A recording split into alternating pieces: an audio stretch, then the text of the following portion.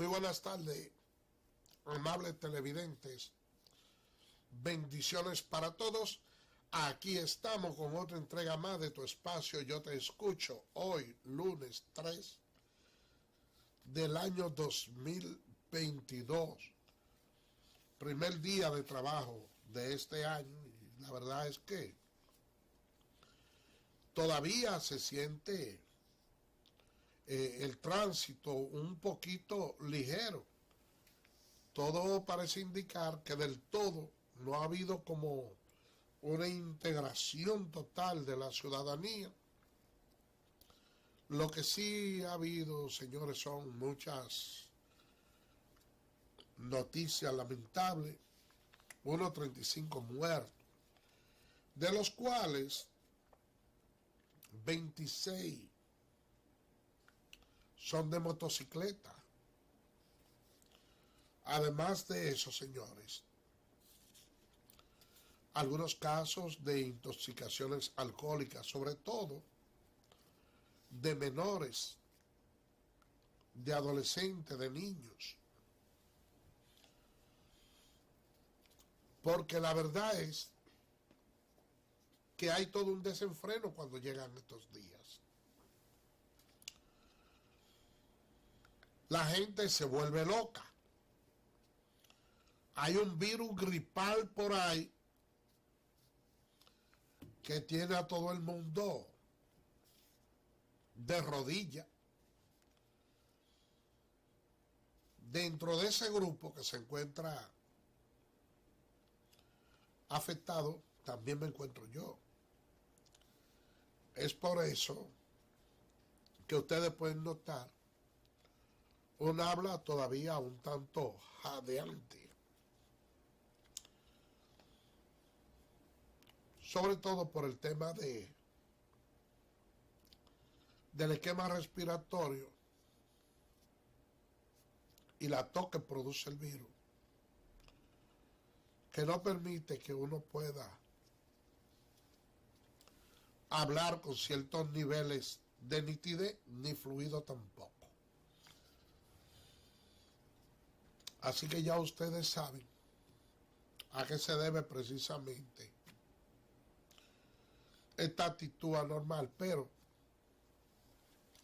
nosotros estamos aquí al pie del cañón porque el deber nos obliga a permanecer parados y a luchar con la misma energía que ustedes ven que nos marca la naturaleza al momento de nacer, que ustedes ven que las criaturas siempre nacen con los puños cerrados.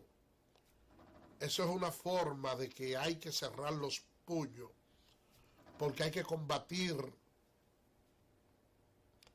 Por lo regular se nace llorando, lo que indica que el ser humano tiene más sufrimiento que alegría en la vida. Y esa es la ley de la naturaleza. Miren, el pasado sábado se conoció la batalla de la fe, ese culto religioso que todos los años ofrece el pastor Ezequiel Molina. El pasado sábado lo concretizó y aprovechó la presencia de diputados y de grandes figuras para manifestar una queja. Él se refería a que hay muchos temas de importancia. Sin embargo, se le dedica menos tiempo a todos esos temas de importancia que al tema de la agenda LGTB. Él se pronunciaba en esos términos dentro de esa concentración en la cual incluso prometió que no se iba a hacer a toda capacidad y que de antemano mucha gente criticaba que se efectuara.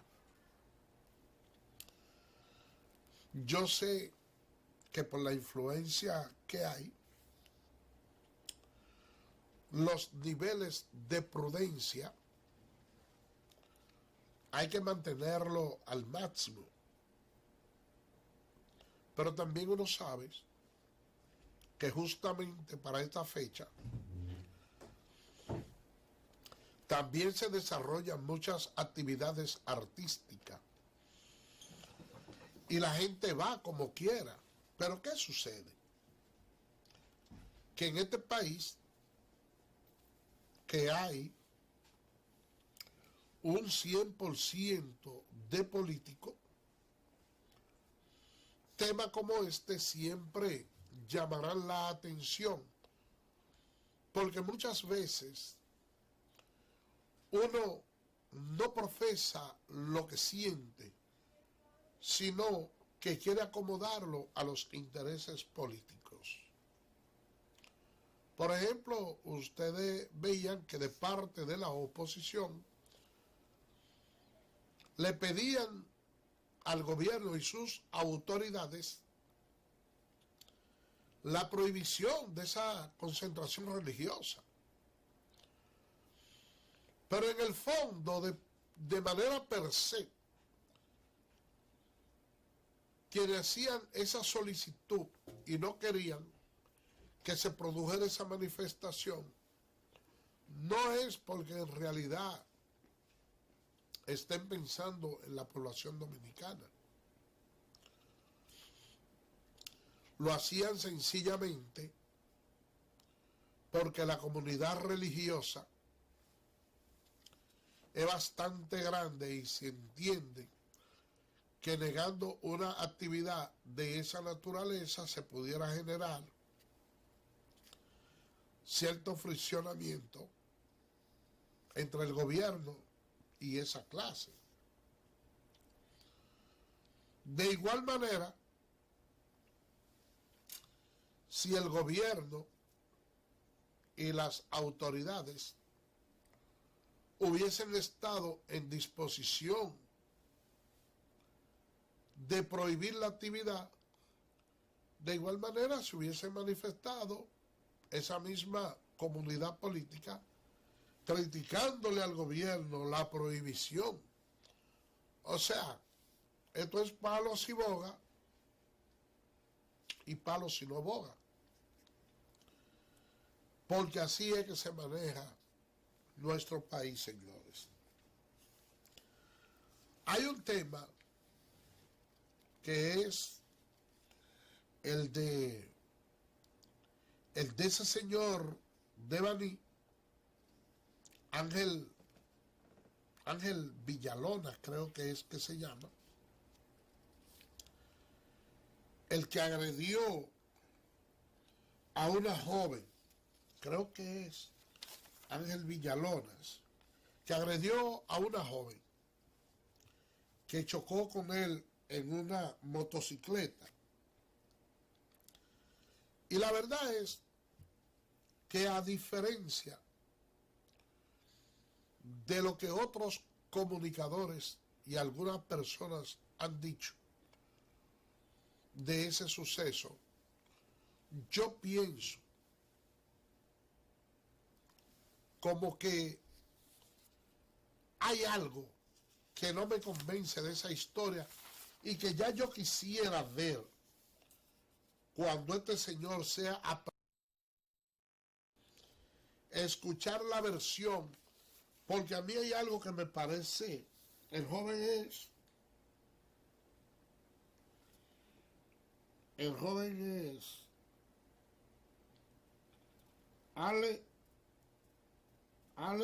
Alexi Villalona, Alexi Villalona. Como que hay algo que no me concuerda. No hay ningún tipo de justificación para agredir a una dama. Pero cuando yo le digo que hay algo que no me concuerda, no es que quiera justificar nada de eso, sino que yo veo en el video que se produce el impacto y ella está ahí porque no se ve cuando exactamente chocan, hasta donde yo he podido ver. Pero se ve una pasola en el suelo y yo veo que él como que quiere desapartar a dos mujeres, la agredida y con la que él anda, y que tiene una pistola en la mano, y que luego él la agrede de una manera cobarde, diría yo, que esa joven queda tirada en el pavimento, y yo digo, pero venga acá. Y veo que él se va del lado del conductor y se monta, entonces yo digo, ¿será que quien venía manejando el carro era la acompañante que él tenía? Y la joven que produjo la coalición, de una forma u otra, entendió que ella era la responsable y se enfrascó a pelear o a discutir con ella, o cómo es el asunto. Porque de golpe y porrazo, un choque, una joven, en una pasola, un vehículo, y que el conductor andando acompañado, sabiendo que ella está sola, se va a desmontar, va a cebar una pistola, le va a entrar a galleta y posteriormente le va a dar una que la va a dejar tirada ahí, como dice ella en su versión. Yo pienso que habría que ser demasiado cobarde para actuar de esa manera. De hecho lo es al agredirla. Pero como que me gustaría escuchar otro tipo de versión. Me gustaría saber en el fondo qué sucedió. Porque la joven dice que él le había agredido antes de esa última galleta. Pero es que yo veo como una separación de ella y otra mujer. ¿Qué habrá pasado? Vamos a esperar ahí, cuando Alexis sea apresado, que dé su versión. No creo que nada justifique lo que hizo, pero me parece que pudo haber existido más, algo más que el choque, que una persona tenga un desenfreno de esa naturaleza. Si nada más ocurrió eso, aparte de la prisión, yo pienso que debe ser evaluado, que necesita una evaluación psicológica, porque no creo que esté dentro de sus cabales, ni que una persona así pueda andar transitando en la calle junto con los normales. Vamos a hacer una pausa y regresamos en breve.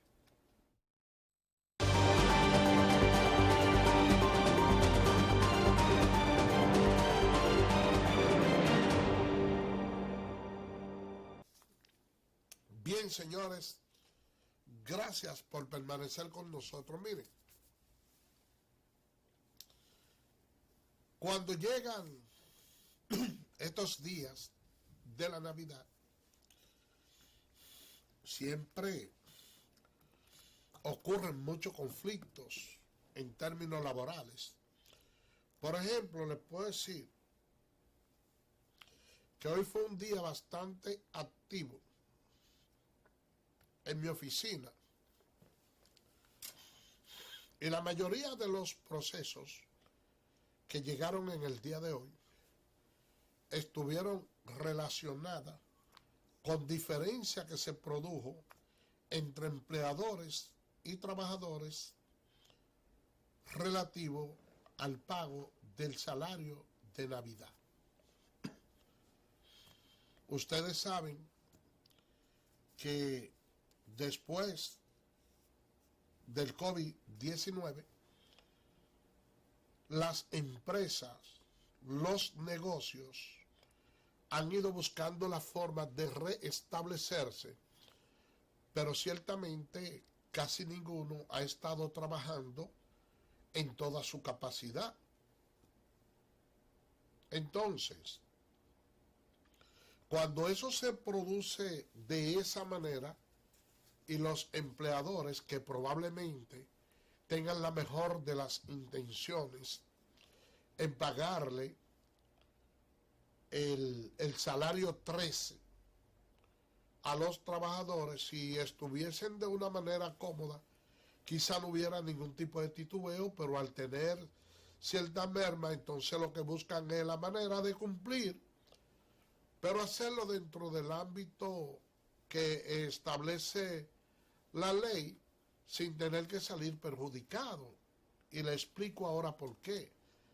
Lo que le estoy explicando se pudiera ver como un trabalengua. Por ejemplo, hay empresas que durante este año tuvieron trabajadores devengando un salario, por ejemplo, en los 2 o 3 primeros meses, de unos 12,000 pesos o 10,000, pero que en la medida que fue dinamizándose el negocio, entonces comenzaron en esa misma proporción a ir aumentando el salario de algunos de esos trabajadores. Hoy tuve 2 procesos o 2 personas que las recibí que me hablaban de eso, que ellos entendían que el salario de Navidad no se lo habían pagado de una manera correcta, porque por lo regular el trabajador siempre entiende que hay que pagarle el salario en base a los últimos meses que ha cobrado. Y no es así. Muchas empresas, fruto de la crisis, lo que hicieron fue que sumaron el salario durante el año calendario que devengaba el trabajador. Haciendo esa sumatoria, lo dividieron entre los 12 meses del año, se sacó un promedio y en base a ese promedio le pagaron el salario de Navidad. Lo que sucede es que también hay empleadores que tienen la equivocación de no entender que eso no es una regalía, como mucha gente en ocasiones quiere mal llamar las regalías pascuales. Eso no es regalía. El empleador no está regalando nada. Ese es un salario que de acuerdo a la ley le corresponde a todo trabajador, y esa es una conquista que la clase obrera dominicana consiguió mediante ciertos niveles de luchas. Entonces, ¿qué sucede? Además, que hay empleadores que tampoco pagaron el salario completo, porque hay personas que cobran X cantidad. Por ejemplo, ¿cuál es su salario?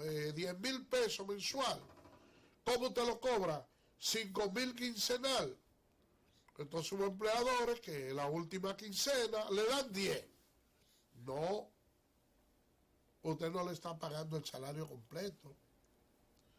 Si el trabajador gana 10,000 pesos mensual, entonces usted, el doble sueldo que usted tiene que pagarle, o el salario número 13, usted le da 10 más los 5 de la quincena, que son 15. No es el doble de una quincena, no. Es un sueldo igual al que el trabajador devenga en el mes. Pero no obstante a eso, señores, para que ustedes vean la delicadeza que tiene el pago de ese salario 13, de ese salario de Navidad. Y es que el empleador incluso tiene una limitación en el tiempo para entregarlo. Y es que lo más tardar que puede durar un empleador para pagar ese salario de Navidad es el día 20 del mes de diciembre. Que hay muchas empresas que dicen, bueno, si yo le pago el doble ahora, el trabajador no va a venir, entonces como nosotros vamos a trabajar hasta el 24, yo se lo voy a dar el 24 o se lo voy a dar el 22, o dependiendo del caso, se lo voy a entregar el 21. Déjenme decirle que cuando el empleador, el día 20, que es la fecha límite, no le ha dado al trabajador el salario de Navidad, el trabajador puede inmediatamente, por ejemplo, el 21, ponerle término al contrato de trabajo por dimisión justificada por el hecho del empleador haberse pasado en la fecha de entregarle el salario de Navidad. Y el empleador tiene que liquidarlo. Tiene que darle toda su liquidación si esa es la causa por la que se le pone término al contrato de trabajo, como si lo hubiese despedido de manera injustificada. No es cuando el empleador quiera que le pueda hacer la entrega del salario de Navidad a los trabajadores. Lo va a tardar es el día 20. Y déjenme decirle que hay algunos empleadores que cometen un error.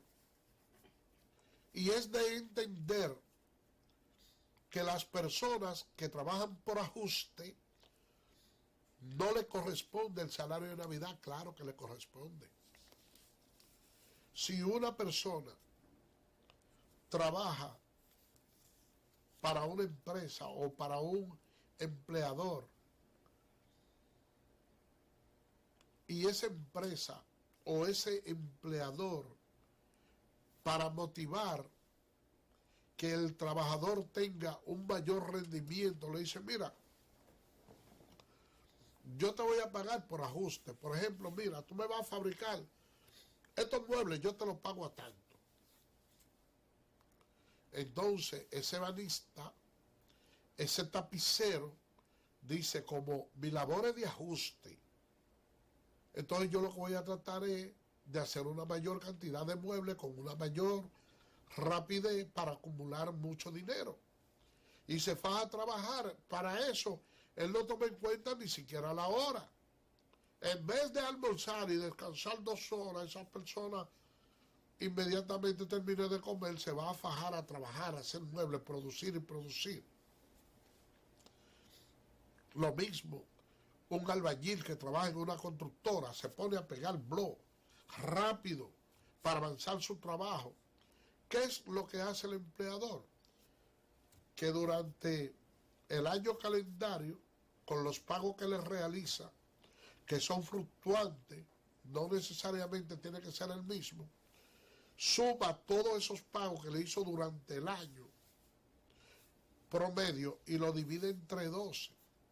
Entonces ahí le va a dar la proporción de lo que gane el obrero. No importa que en este mes pegó mucho más bloc y se ganó, por ejemplo, 70,000, pero en el mes pasado hubo mucha lluvia y en vez de 70 lo que se ganó fueron 20. Entonces se va sumando todo eso y de ahí es que se saca el promedio, pero tiene que pagarle la liquidez, tiene que pagarle doble sueldo. Hay empresas que le dicen, bueno, como tú no ganas un salario fijo aquí porque tú eres un ajustero, no te corresponde, yo te voy a regalar eso, y creen que le están haciendo un favor a ese trabajador, que le están dando una dádiva, y no es así. Ese es un derecho que también tienen los trabajadores que laboran en las empresas por ajuste.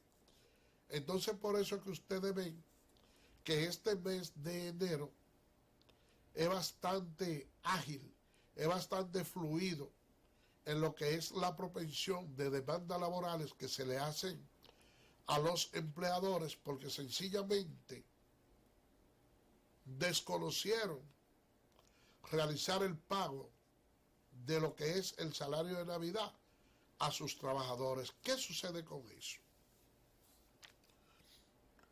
Que cuando un trabajador, después que se le pasa la resaca de estos días, le dice al empleador, mira, yo no me sentí conforme por la forma en que tú me diste el salario de Navidad, yo me mato mucho en esta empresa y tú no me reconociste ese esfuerzo. Entonces van a las oficinas de abogados y se hace lo que es una dimisión justificada, que es cuando el trabajador le pone término al contrato de trabajo porque el empleador le ha violado su derecho y lo demanda por esta causa.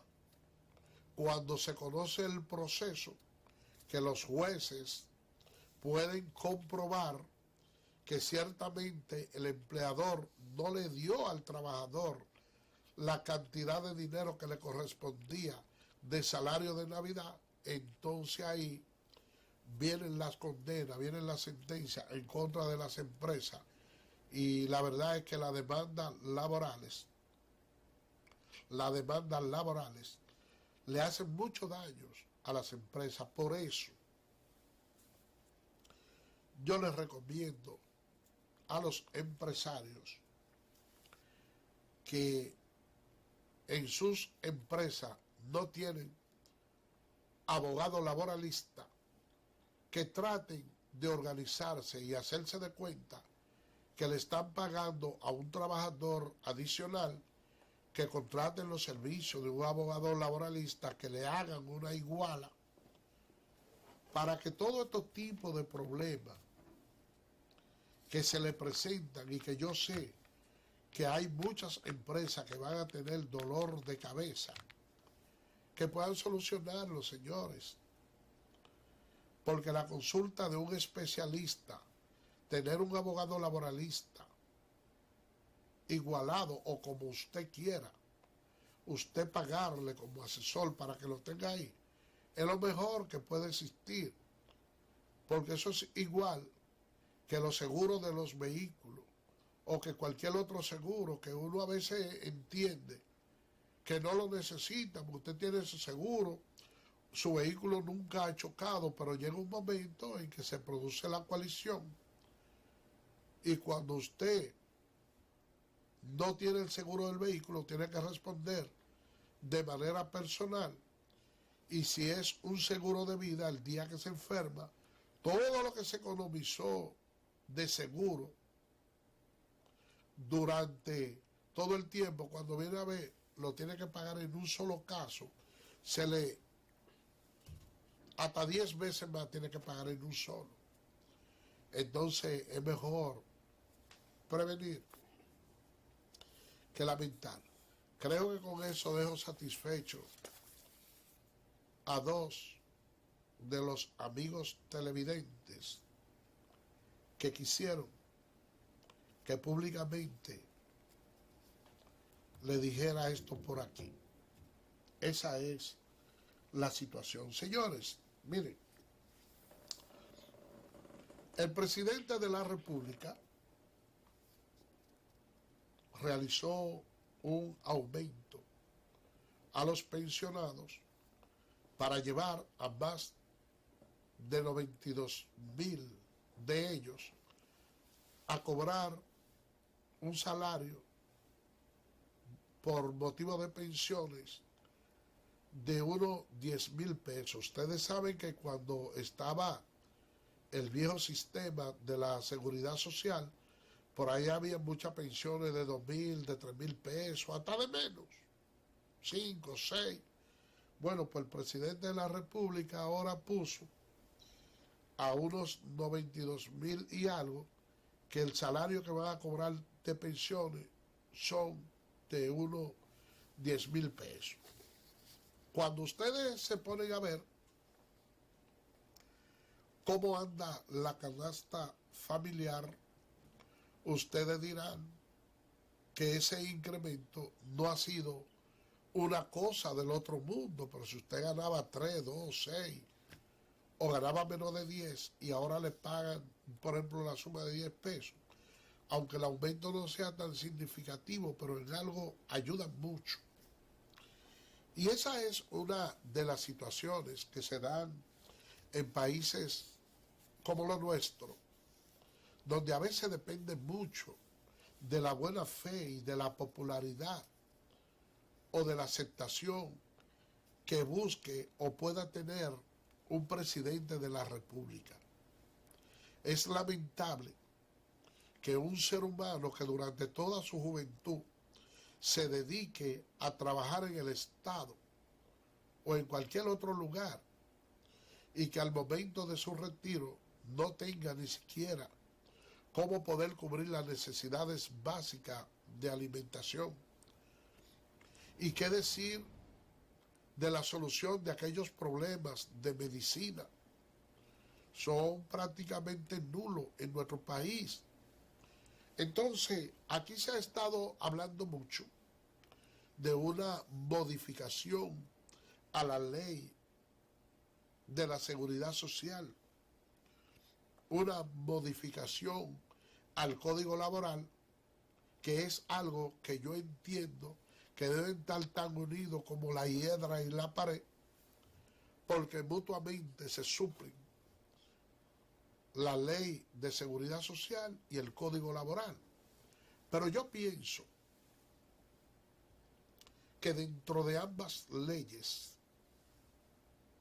se deben de establecer algunos capítulos con regla clara para que el aumento de las pensiones no tenga que depender de manera exclusiva de la voluntad o no de un presidente. Que eso es algo que debe estar insertado en la ley y que el aumento debe de hacerse en consonancia con la indexación de la moneda conforme al aumento de los artículos de primera necesidad que componen la canasta familiar. Porque ustedes ven que aquí es como decía Winston Churchill, mientras el salario de los obreros sube por las escaleras, el alza de los artículos de primera necesidad van por el ascensor. Y no debe ser así, porque los presidentes están destinados a dirigir los países al igual que como un padre de familia, como una madre de familia, debe dirigir su hogar. ¿Cómo? Bueno, el padre y la madre, persona preocupada por la mantención de sus hijos.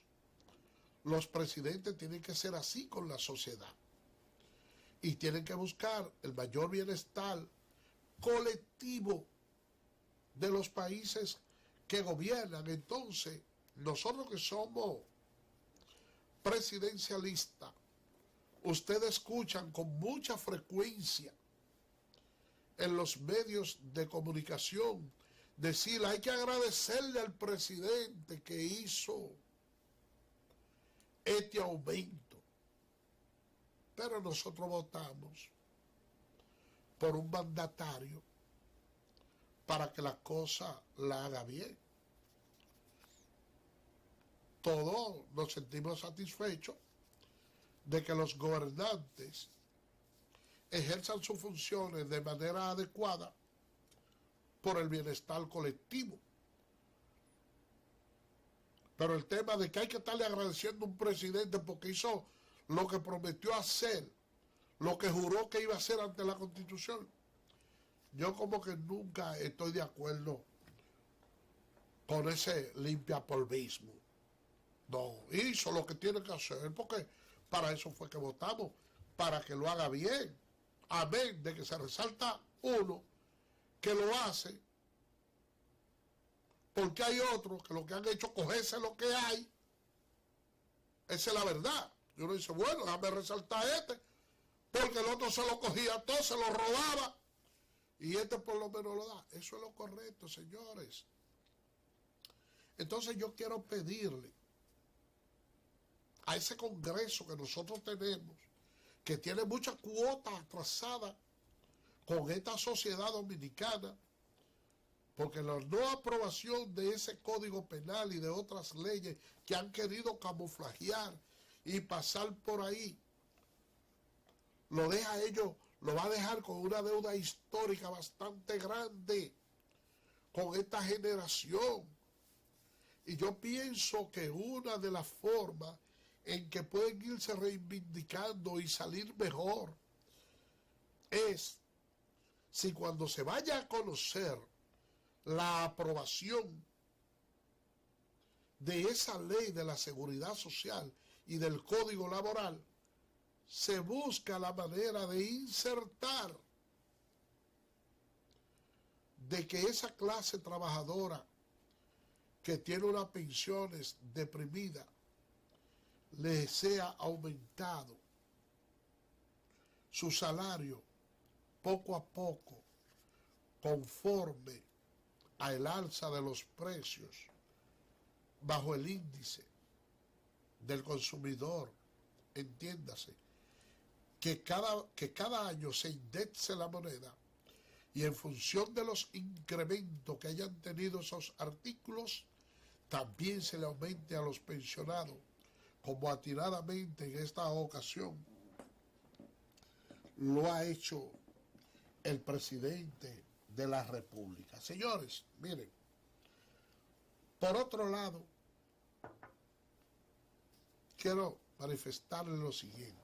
Allá en Haití, Ariel Henry, a propósito de una misa que se hizo del 228 aniversario de la independencia haitiana,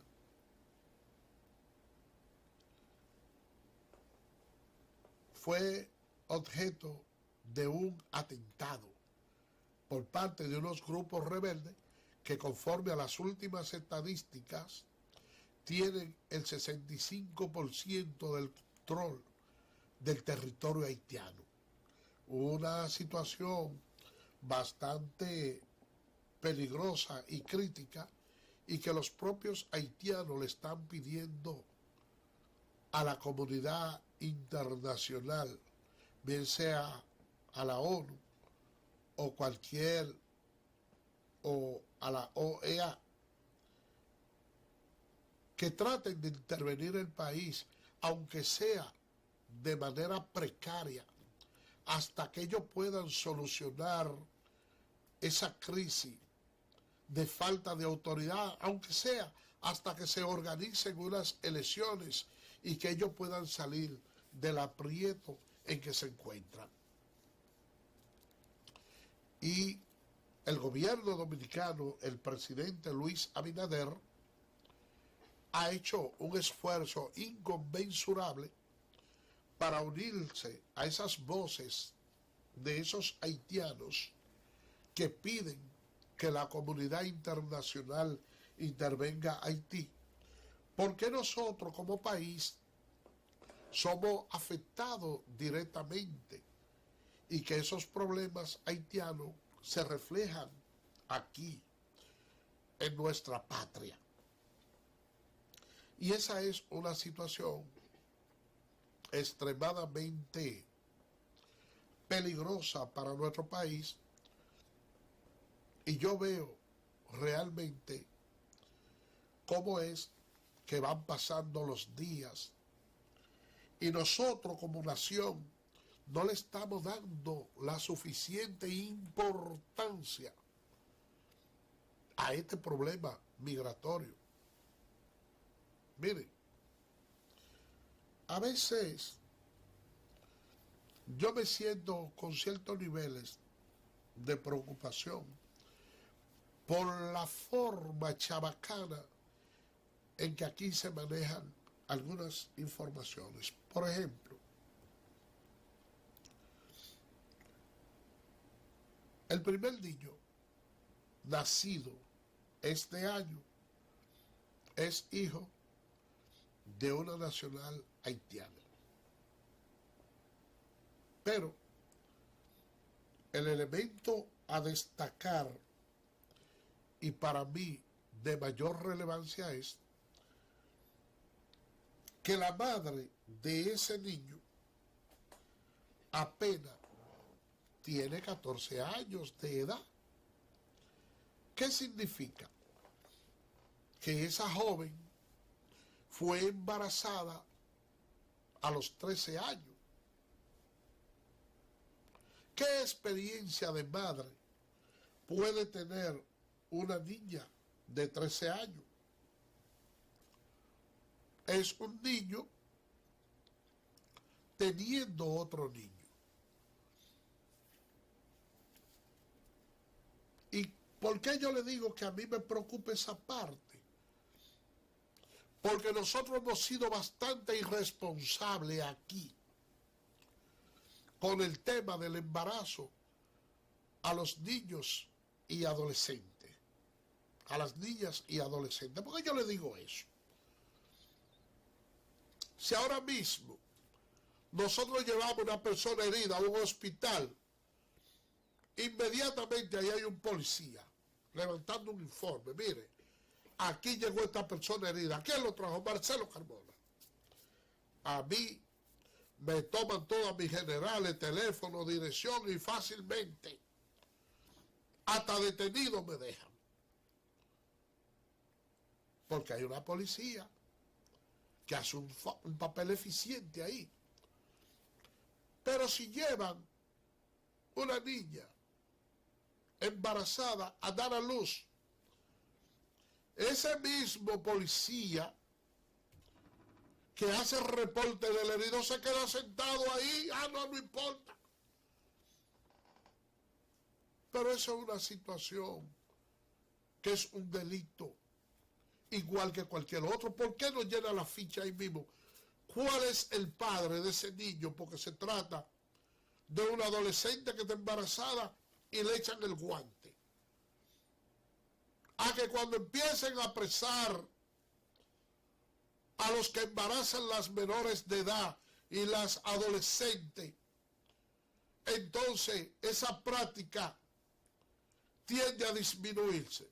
No, pero eso importa poco.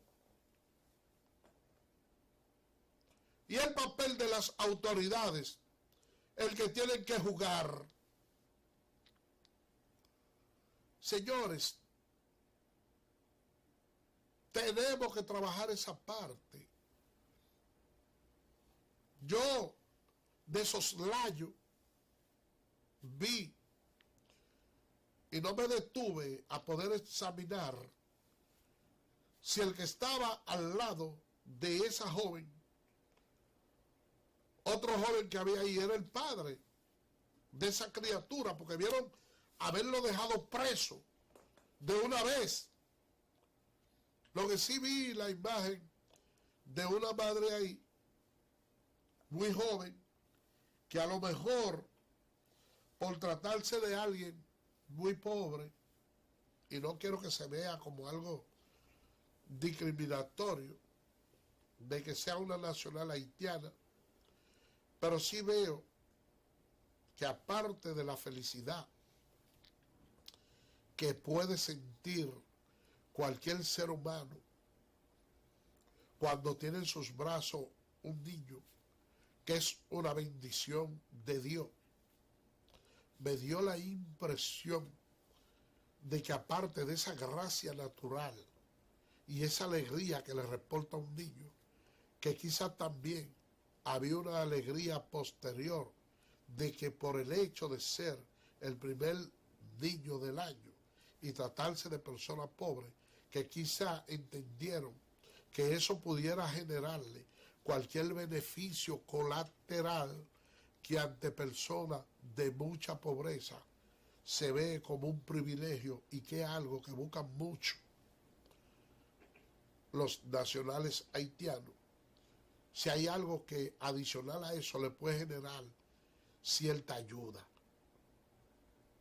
Quizá hubo la conjugación de las dos cosas, o quizá yo pude haber malinterpretado o mis ojos haberme engañado en ese asunto, pero autoridades, vamos a hacer nuestro papel. Y a eso que embarazan las niñas y adolescentes, vamos a darle prisión, que es la única manera de que nosotros podemos resolver ese problema. No hay que crear ninguna ley, no hay que modificar nada. Eso está establecido en las leyes que tenemos vigentes. Lo que hace falta es la voluntad. Vamos a hacer una pausa y regresamos en breve.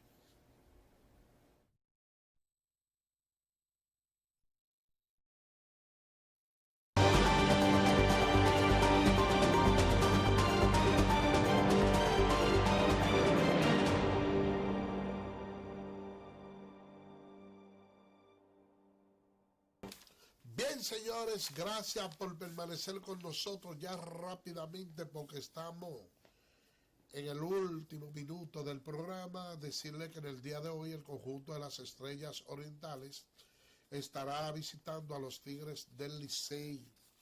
En el otro partido se enfrentarán las Águilas Cibaeñas y los Gigantes del Cibao, que en el día de ayer derrotaron al conjunto de los Tigres del Licey.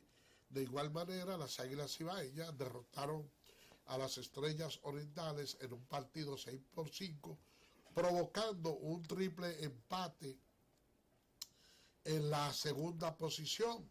El conjunto de los Gigantes, señores, se ha mantenido con ciertos niveles de solidez y apenas ha perdido un solo partido de 5 encuentros que ha tenido, mientras que las Águilas Cibaeñas, Estrellas Orientales y el conjunto de los Tigres del Licey tienen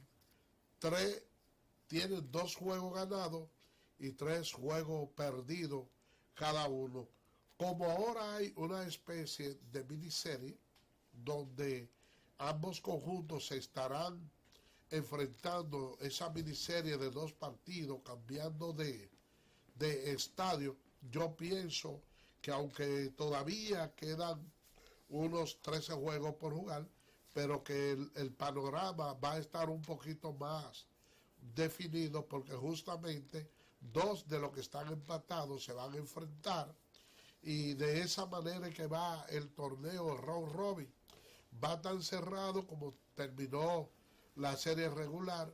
Y yo pienso que si alguien verdaderamente ha estado ganando en este round robin, ha sido la fanaticada, que ha visto unos conjuntos jugando con una calidad increíble y unos jugadores que nos estamos dando el lujo de ver ahora, que de seguro se van a convertir en estelares de las grandes ligas. Oigan bien lo que les estoy diciendo. Sobre todo, miren, esos campos cortistas, los que están jugando en este evento, todos son muchachos que prometen mucho en las grandes ligas. Así que vamos a ver cuál va a ser el desenvolvimiento en el día de hoy de estos conjuntos, para ir ya tratando de definir cuáles serán los 2 conjuntos que estarán en las finales. Yo entiendo que los Gigantes, aunque es bastante temprano, lucen estar sembrados en el round robin. Lo que hay que definir para mí son entre Águilas, Estrellas y Tigres quién lo acompañará. Así que por el día de hoy hemos llegado al final. Mañana, Dios mediante, estaremos con otra entrega más de tu espacio Yo Te Escucho. Así que bye bye.